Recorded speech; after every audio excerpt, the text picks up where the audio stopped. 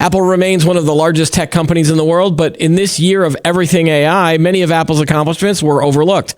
On this episode of Today in Tech, we've got the Apple crew here to talk about what went well, what didn't, and what we can expect in 2024.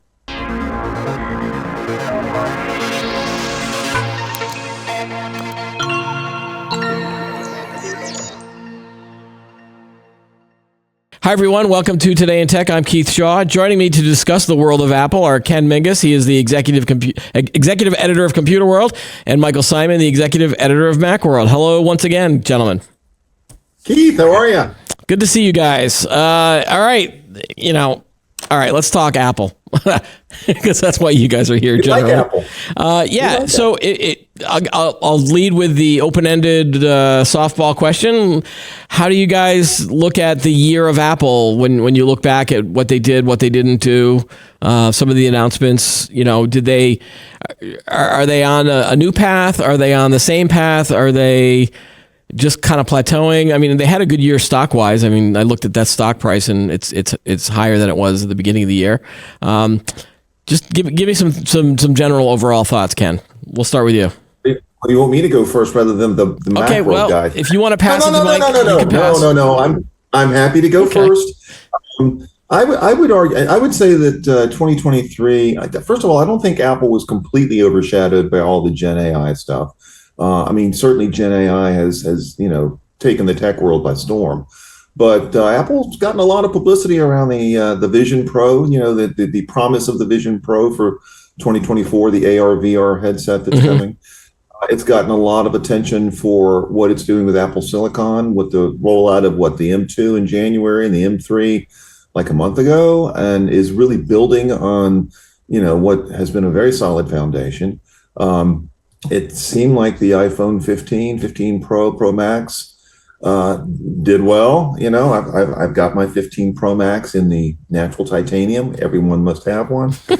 So I think I think there have been a lot of questions to Apple about what it is doing with Gen AI, and I don't think you're going to see anything. I don't think you're going to see Apple roll out something like what Microsoft is doing or what OpenAI has done.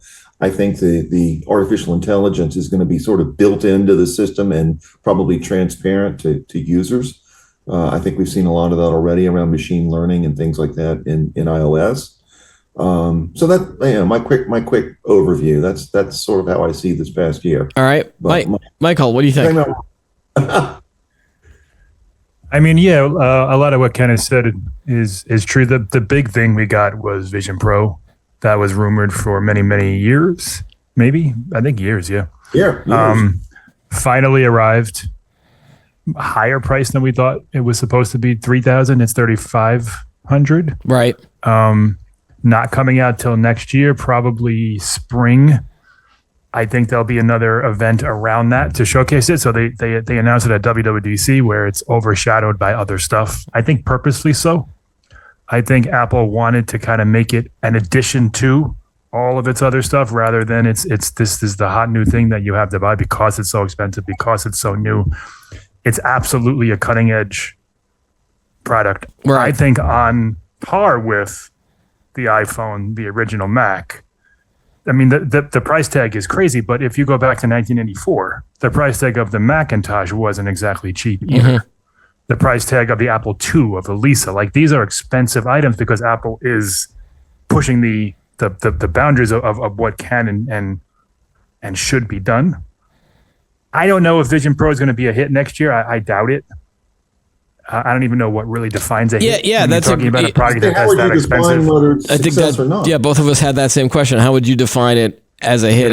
Yeah. If it sells out, is it a hit? But if they only make a certain number, then not, right? If there's a buzz, and if people want one, if that makes sense, so people wanted the original iPhone. They saw it, they were like, "Wow, that's awesome! I'm not spending $600 on a cell phone, but that's really cool." And as soon as that comes down to a price that I can afford, I'm buying one. Right. That's what Apple needs with this Vision Pro.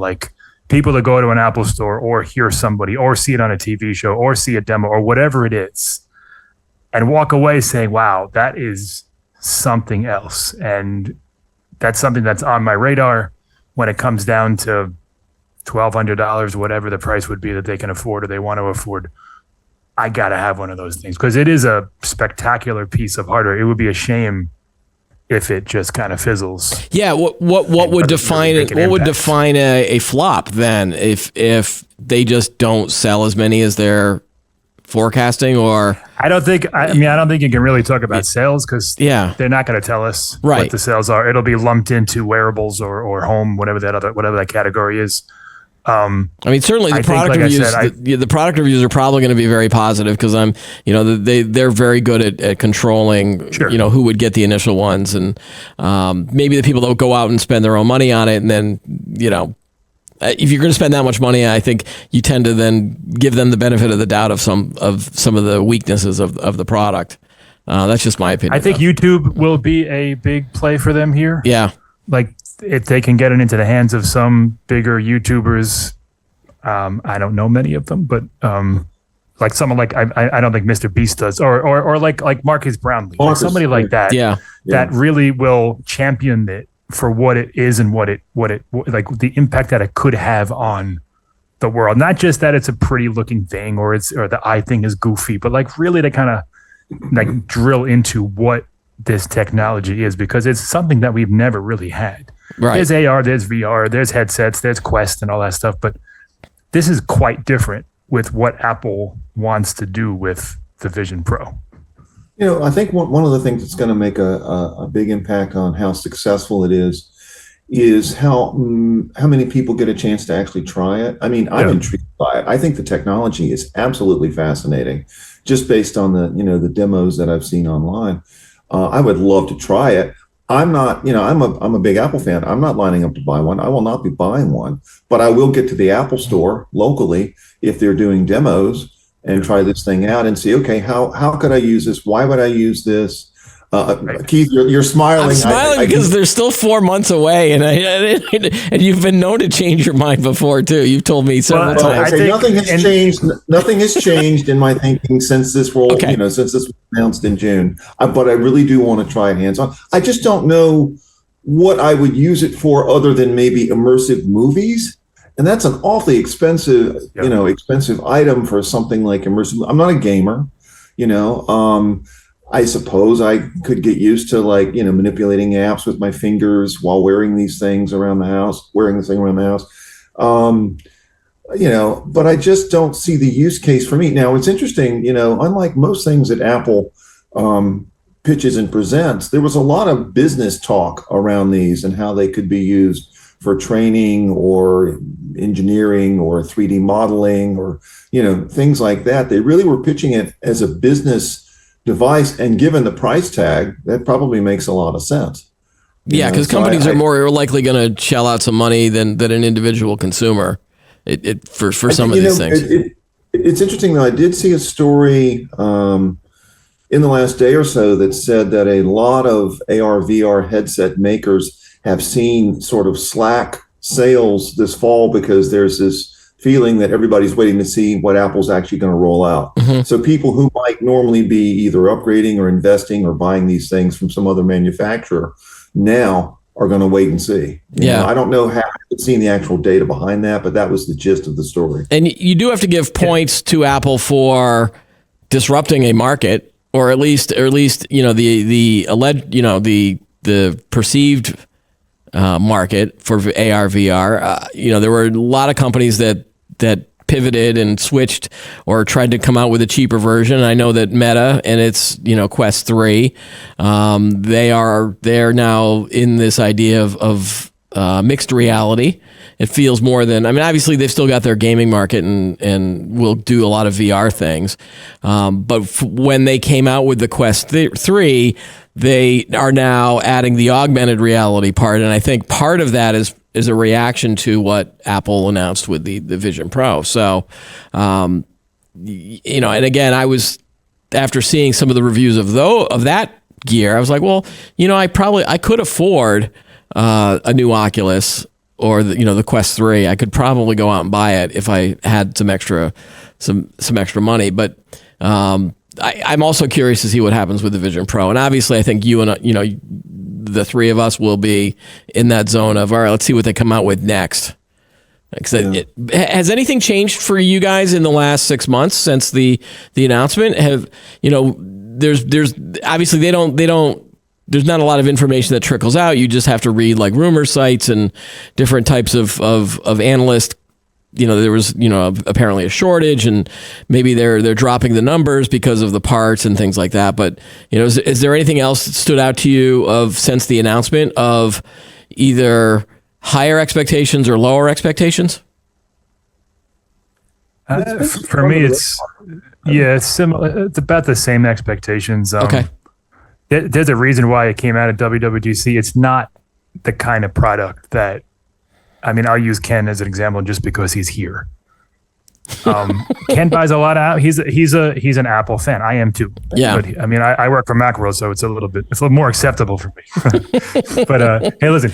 No, Ken buys a new iPhone every year. He buys a new MacBook every couple of years. Has the iPad Pro, all that stuff. He's not going to buy a Vision Pro. It's just not. He's not. Nobody who is nobody who buys an iPhone every year, in my mind, is going to run out and spend $4,000 on a headset that they don't really know what it does or why it exists or what next year looks like or how much cheaper it's going to be or any of these things. What Apple needs to do is use it as a vehicle to get people interested, to make AR, VR a thing that people are interested in, know about. Yeah. Because Meta's not doing that. If the Oculus thing, it's fine. It's there. People buy them. My parents have no idea what it is. No clue. It's a good point. Yeah. So that's what Vision Pro needs to do. So if Ken if Ken's not the target audience for this, who is going to buy then? Like, I don't even know if there is one. Honestly, we don't even know. I don't know. I think they'll sell a few 100,000 of them to people, companies, developers. It'll be cool. It'll be the cool toy to have if you're a millionaire, or a company that could actually use it. But it comes back to the use case. I don't quite know. And I obviously, yes, if it's, for a high-end product that meets my needs and I can afford it, then I'm willing to, to put the money down. But I don't know what I would do with it other than look cool. And that's what Apple has to show us. Right. And, it's kind of glib, but I'm sure we're going to start seeing it show up in Apple TV shows, and that'll be part of it. Like, maybe movies, maybe, show like a Disney thing where you strap it on and you're Iron Man and you see all the things. Like, that's the kind of thing that people need to see. Right. And say, oh, now I kind of understand what the point is, the immersion. Like, why do I want to watch a movie like this? Well, here, you get this and you get that. Like, they showed a thing in the original demo, watching a courtside basketball game. Mm-hmm. I subscribe to NBA League Pass. If I could strap on a Vision Pro and sit as if I'm there and turn my head and watch the game, that's something super exciting and new. So there's a lot that it could do. Apple just needs to really explain to us. I think that the event will be the first thing. And then over the next 12 to 18 months before the next one comes out, the cheaper one, the one that people can buy or maybe will buy, to show us why we need it. But when you're talking real quickly, what you're describing, Michael, as a use case is absolutely spot on. But the infrastructure that would be needed, it's not Apple to get that game broadcast in some format that you can then watch.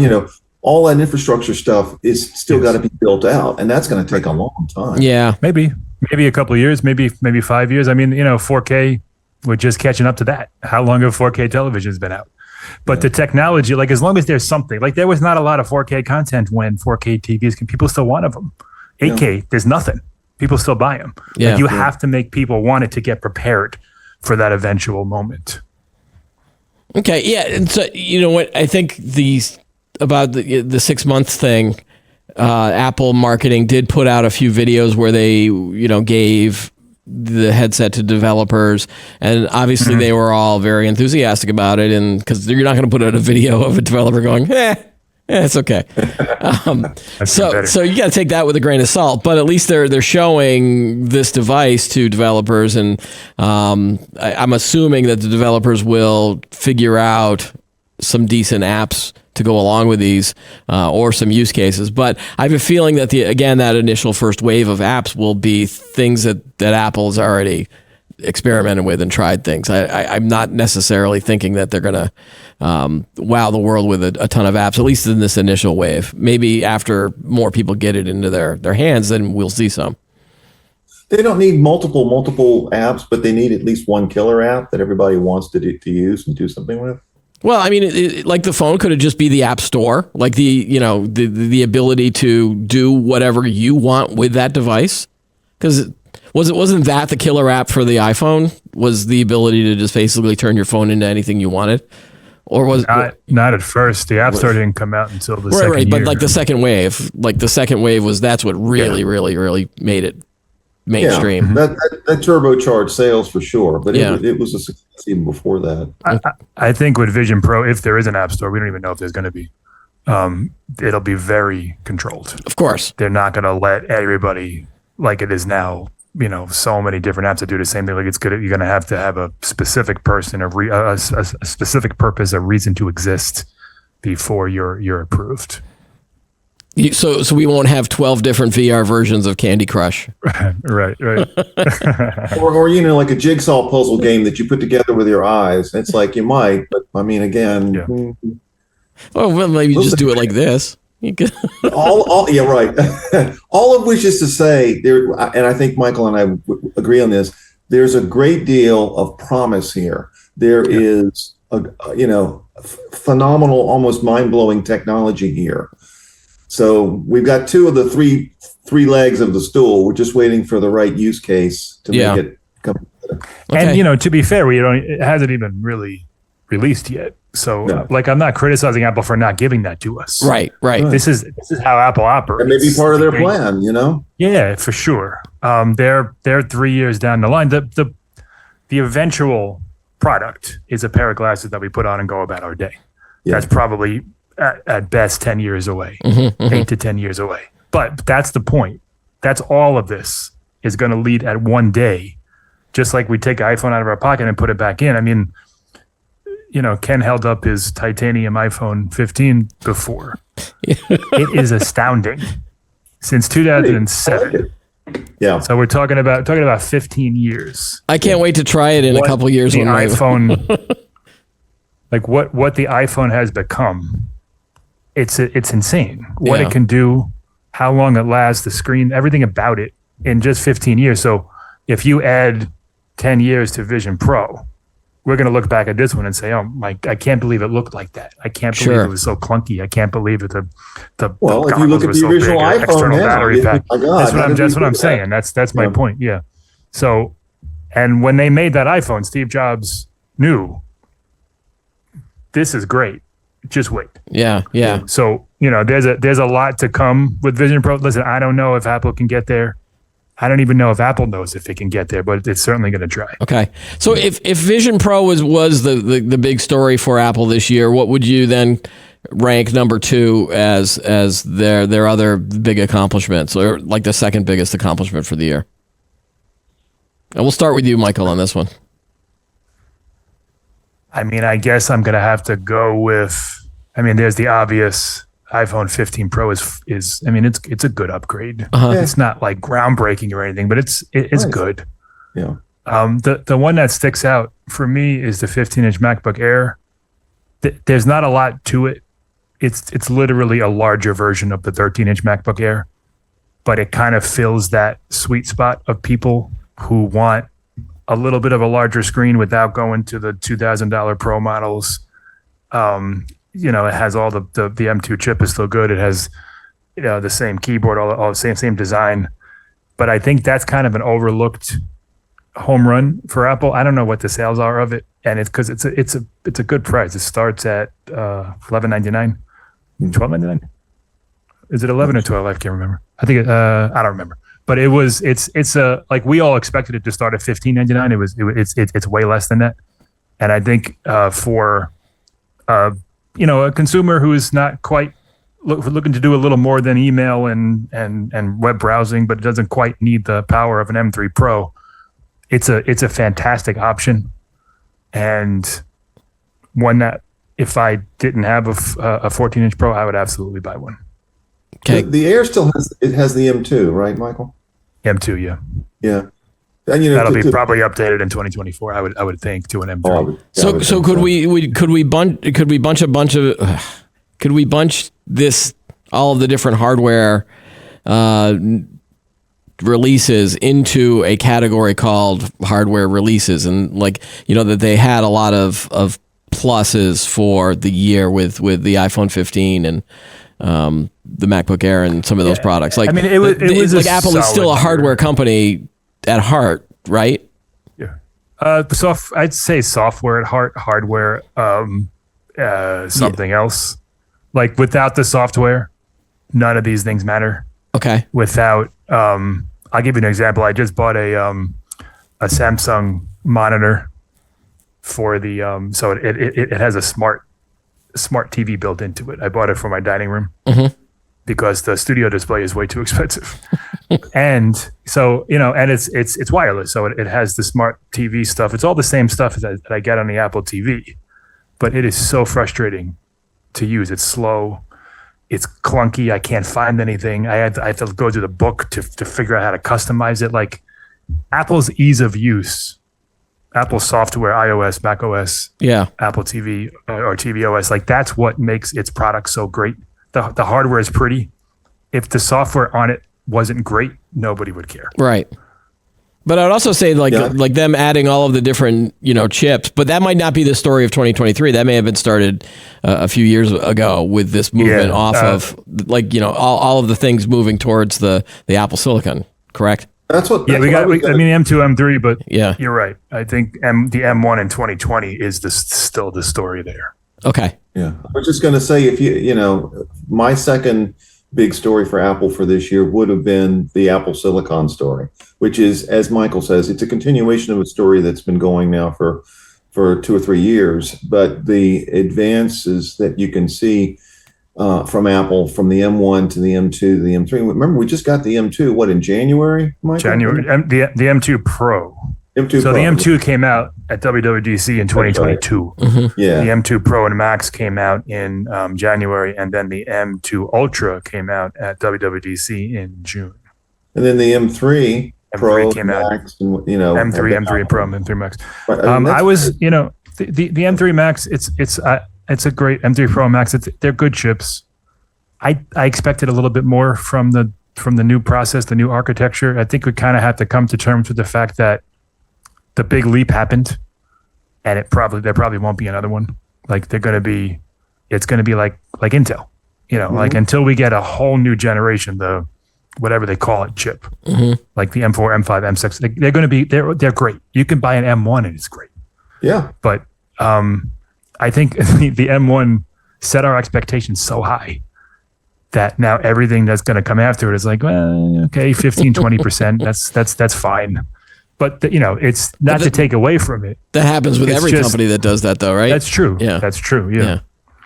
I mean, the M1 was such a breakthrough and it was like mind blowing how it jumped from the Intel to Apple Silicon. The speed, the efficiency was like, wow. And now we're kind of used to it. Yeah. But Space Block is nice. Okay. Yeah. Ken, anything else? Very nice. So I wanted to jump to another area and talk about the iPad because I think that they did not announce a new one, correct? Nothing. Yep. Not a single model. And then some, I think a couple weeks ago on our show, we had some news about IDC printed out a prediction or was saying that they just don't, the sales are just down. Probably. I've had an experience where over the past couple of weeks, I upgraded my mother-in-law's iPad to the newer one. And so went through that process.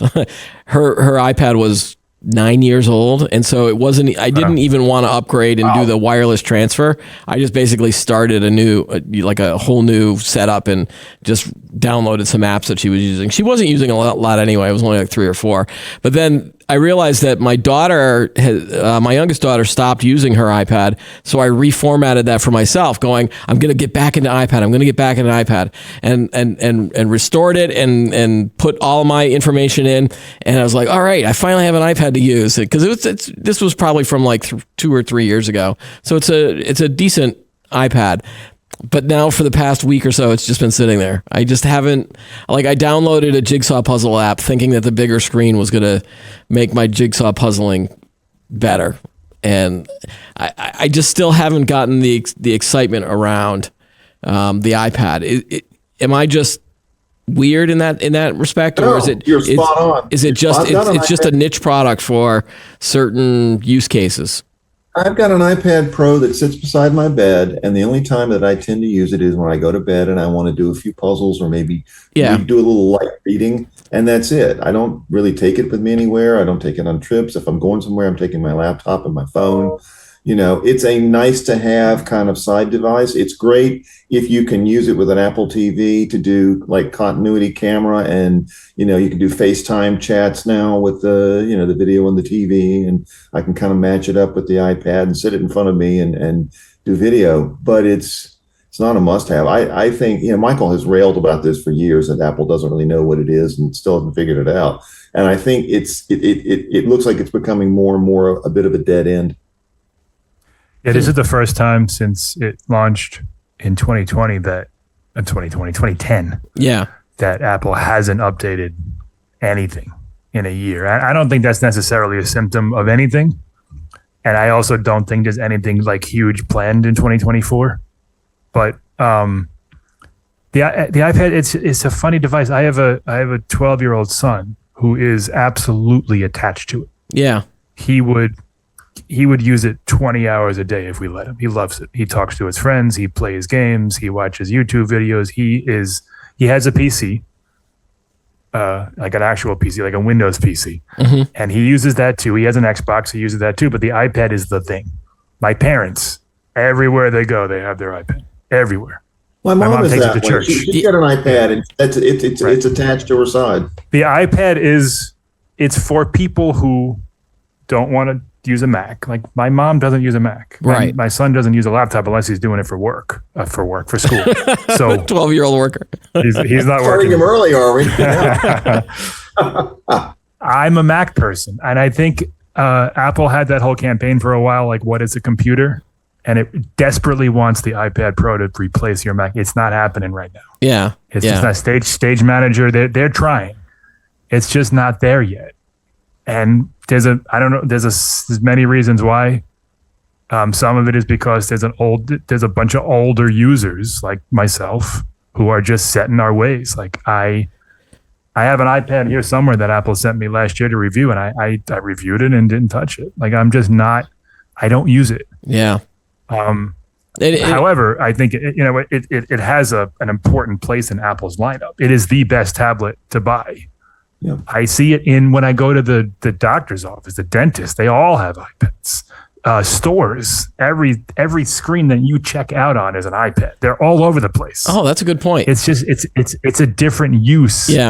Than was initially intended. If you're a frontline worker, if you're a retail salesperson, if you have a use for it, it is an amazing device. It's amazing. Yeah, agree. It is. It really is. Apple doesn't need to sell 8 of them. They could prune that lineup a little bit.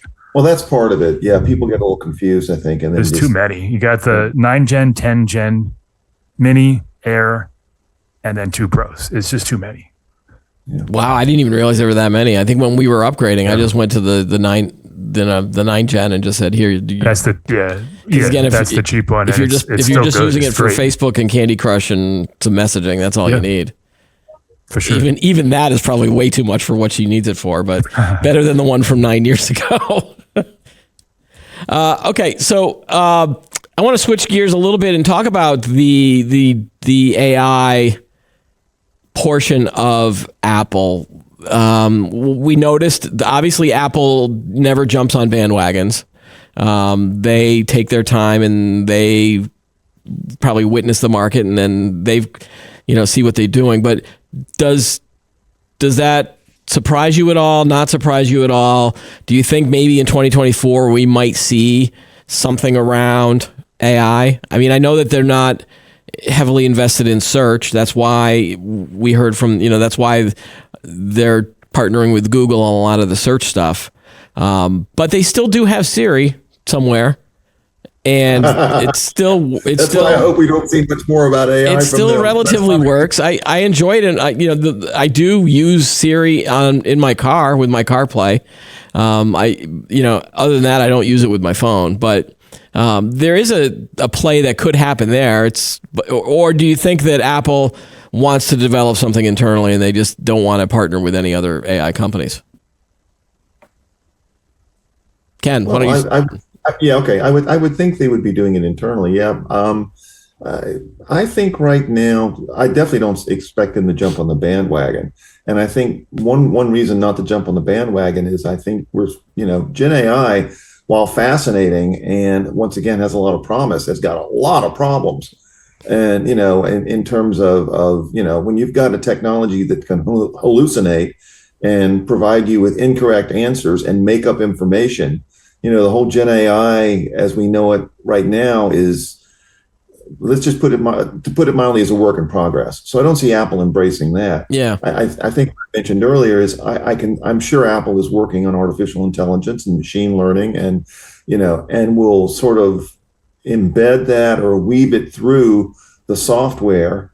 When I jump in the car and it's 4 o'clock or 5 o'clock, it knows I'm going to the store routinely and, plugs that in. That's, machine learning, pattern learning, useful, but it's not something you would stand up and really brag about per se. You just kind of, it's part of what Mike said earlier. It makes the software and what you do with it easy to use, you know? And so I can see things like that, but I don't think you're going to see a big splashy Apple AI announcement next year. Well, it certainly won't be. It won't be a single device. It won't be a separate device. I could see them maybe using the term machine learning, or they'll try to get around it so that they don't have to actually call it Gen AI or anything like that. But here's a prediction from me: is that they could dominate this idea of. I don't want to use the Microsoft term because it's already being overused, but Copilot. Imagine and Ken, you watched the show we did with Preston where we talked about the Copilot and how frustrated he was with the Microsoft attempt to try to make Windows better. You've already got a great foundation with the ease of use with a lot of Apple systems, but imagine if you can now have the computer respond and do all of these things for you as part of the OS, whether it's Mac OS or iOS. Like that feels to me like, oh, well, that would be a great thing for Apple to do, where I could just push a button and say, hey, connect me to my wireless network, and boom, it happens, or connect me to this printer, that kind of thing. Well, Siri does a lot of that. Okay. I know. Sure. I mean, it's a butt of a joke, but it does do that stuff. We just don't use it for that. Okay. Or at least I don't. Apple is never going to ship a product, and I don't include Siri in this because Siri was amazing when it shipped. But Apple is never going to ship a product that might work. Microsoft has no problem doing it. Neither does Google. Microsoft invests in the future of platforms. They're heavily invested in AI. You saw that whole thing with Sam Altman over the weeks. Right. They're heavily invested in that whole infrastructure behind AI. So Copilot is just a front-facing little happy thing for Windows. That's not their end game at all. They want to, just like Windows is 90% of the market, they want 90% of that AI market however that looks. AI is really cool when you see a Twitter thread that shows a bunch of generated images that are, build upon each other, or some chat that somebody has that's interesting. I don't really know where it's incredible how fast it's come in such a short period of time. Right. This generative AI. I'm not at all surprised that Apple hasn't done it. And I also don't know where it fits in our world. There's a school of thought that says it could take over, half of my job, your job, Ken. Like it's someday. I don't necessarily believe that. I don't think we can just sit back and let computers run the world. Just like, okay, so let's go back to like automation. Right. Factories. There was assembly lines. There's still people working in factories. Yeah. It's cut down on them a little bit, maybe, but automation only works, if there are people running the show, and maybe those people will be smarter than us, and we'll be out of a job in 10 years. I don't know, but I think there's a lot of questions with AI, and the fact that Apple not only did they not release a product, they didn't mention AI at WWDC at all. Like they didn't even talk about it. They dropped hints. They changed the word. Like they used words like machine learning and deep learning algorithms. Like there's some hidden code words there.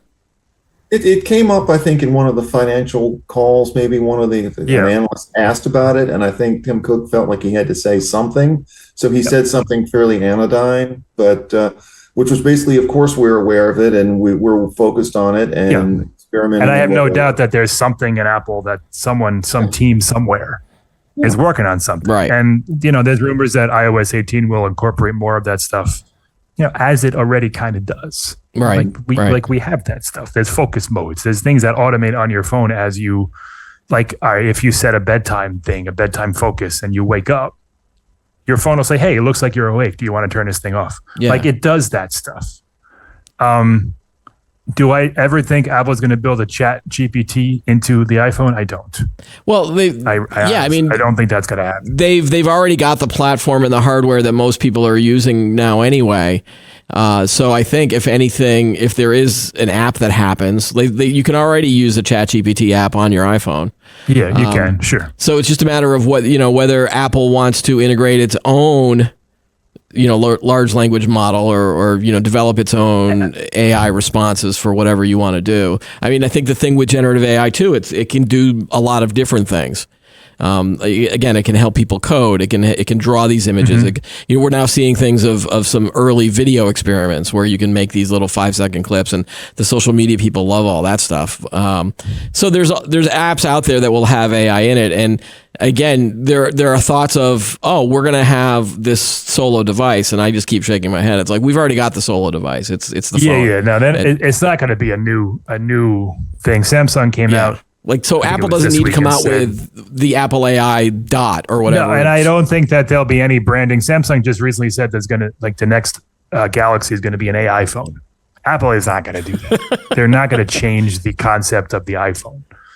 Well, and honestly, if stuff... That would be incredibly stupid given the brand that they've got to try to change that, It's like, no. Well, they did actually announce with the new Galaxy that they're having this LLM or GPT called Gauss. So they've got something. And when that announcement came out, we joked on the show that Apple would just call it like AIA or IAA.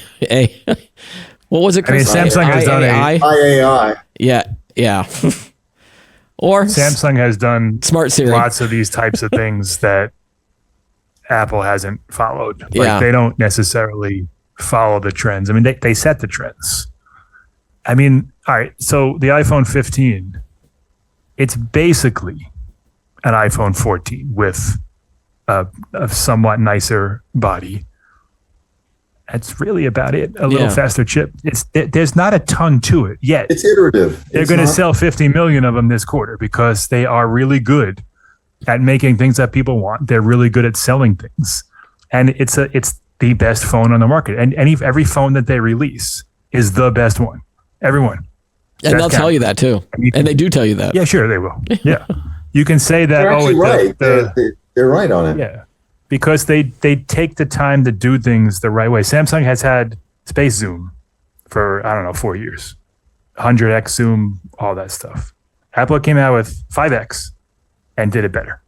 It's just, that's what they do. So we might not see AI, like a real deal AI integration for 2 or 3 years, but we'll see little things that will, make a difference in the iPhone. I don't think Apple's going to go all in on the latest trend just because. Okay.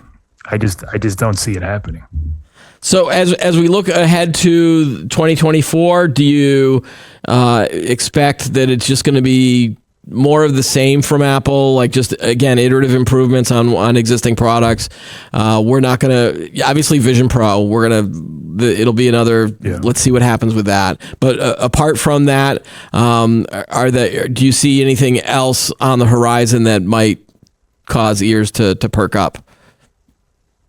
Or again, we'll just be happy with whatever they come out with, I think it'll be a real quiet year. Yeah. It'll be a quiet year for the Mac. We just got the M3 Pro, M3 Max just a few weeks ago. So maybe we'll get, a new MacBook Air with the new chip, new Mac Mini with the new chip. That's about it.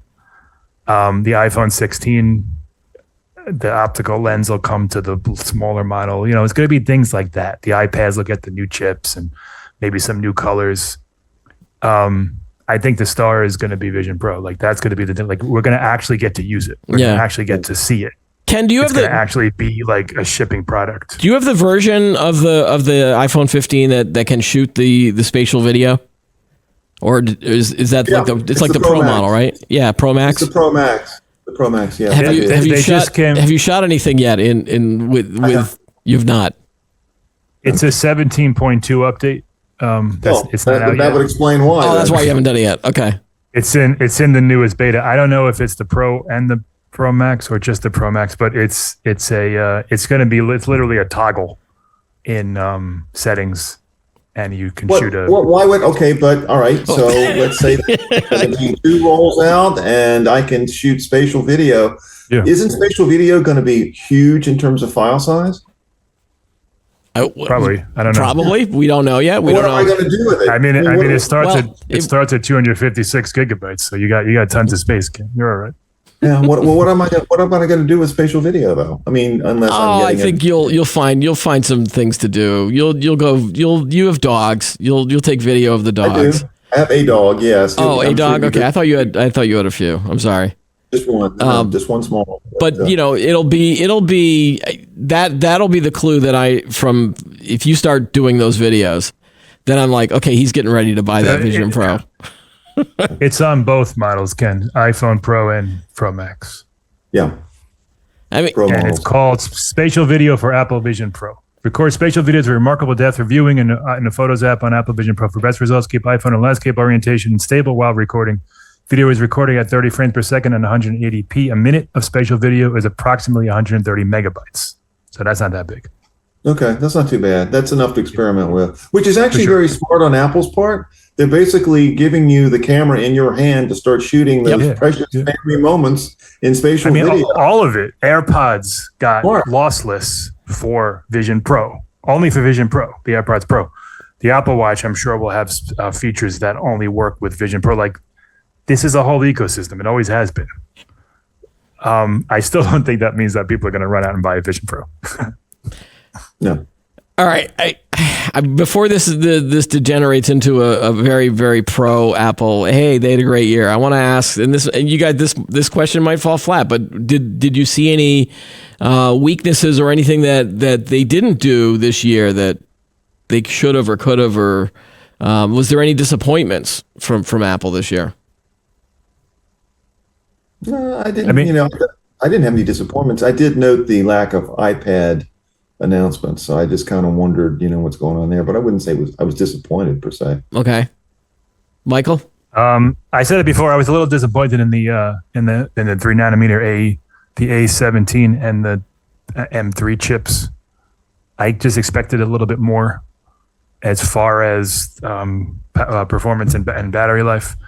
The Apple Watch continues to be the same device as it was basically. I mean, I know it went through a couple of design changes and it's a little bit different, but the screen's obviously better. But I'm still waiting for like a real overhaul. WatchOS 10 I like, but like a real design overhaul with the Apple Watch. And I do not know why Apple released another HomePod. I don't get it. It's the exact same thing. For really the same price, because they cut, it was $349, they cut it to $299. That's what they're selling it for now, $299. I don't understand. Yeah, give me something with the screen. Give me a I have one Echo in my house because it has a screen. Give me a HomePod with the screen, something with the screen that I can put in my kitchen and look at recipes. Or Right, something. right. Okay. Well, you can use your iPad for that. Well, yeah, but I can't. I still got. I like then give me an iPad stand with the speaker, something. Yeah. I can. You're right, but I move it around. I want something stationary that sits there that I can just look over at. I would buy an iPad Mini if it came with the dock. Sure. All right. My biggest disappointment from Apple was that Mother Nature video where they were talking about their sustainability stuff, and it was cringy to me. But again, let's hope that they don't continue doing these little sketches or things at these conferences. Just focus on the products. All right, guys. Thanks again for joining us on this and telling us the Apple year in review from your perspective. I appreciate it. Thanks, guys. Thank you. All right, we'll see you in 2024. Hey, that's all the time we have on the show for today. Be sure to like this video, subscribe to the channel, add any comments you have below.